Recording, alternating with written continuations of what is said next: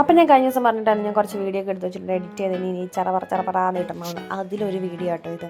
അപ്പോൾ നമുക്കിവിടെ തേങ്ങയായിട്ട് കിട്ടും. എന്നുവെച്ചാൽ ഇതൊക്കെ കളഞ്ഞിട്ട് അതിൻ്റെ നാരൊക്കെ കളഞ്ഞ് വെച്ചിട്ട് തേങ്ങയായിട്ട് കിട്ടും. പക്ഷെ അങ്ങനെ കിട്ടുന്നത് ഒത്തിരി ദിവസം നമുക്ക് പുറത്ത് വെക്കാൻ പറ്റില്ല, അഴുക്കായി പോകും.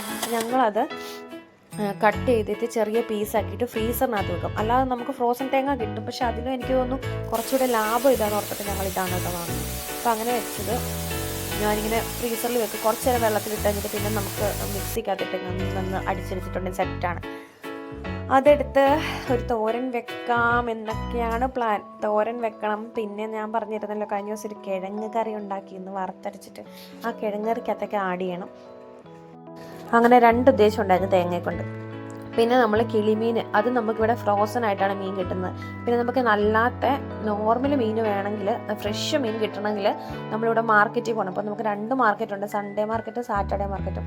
സാറ്റർഡേ മാർക്കറ്റിൽ ഞാൻ അങ്ങനെ കണ്ടിട്ടില്ല ഈ മീനും അങ്ങനത്തെ സാധനമൊന്നും.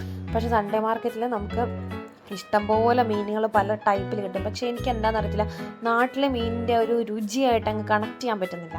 എന്നാലും ഓക്കെയാണ്, ഇവനിവിടെ കഴിക്കാറുണ്ട്, ഇവന് ഇഷ്ടമൊക്കെയാണ്. പിന്നെ നമുക്ക് ഈ ഫ്രോസൺ മേടിച്ചിട്ടുണ്ടെങ്കിലും വറക്കാനാണ് നല്ലത്. കറി വെക്കുന്ന അത്ര ഒരു ഗുമ്മ് കിട്ടത്തില്ല. അത് വറുത്ത് അപ്പം തന്നെ തിന്നാനാണെങ്കിൽ നല്ല ടേസ്റ്റാട്ടോ, സീനിക്കാം.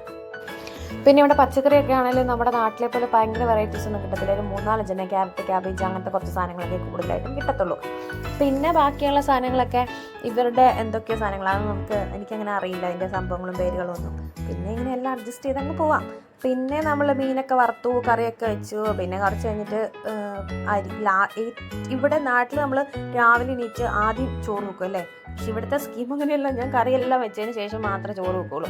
എന്നിട്ട് ചോറൊക്കെ വെച്ച് കഴിഞ്ഞിട്ട് പിന്നെ സെറ്റായിട്ട് ഫുഡൊക്കെ കഴിച്ച് അങ്ങ് റെസ്റ്റ് ചെയ്യുക, അതാണ്.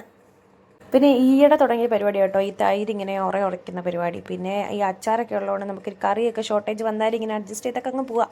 അപ്പോൾ ശരി, ടാറ്റാ ബൈ ബൈ.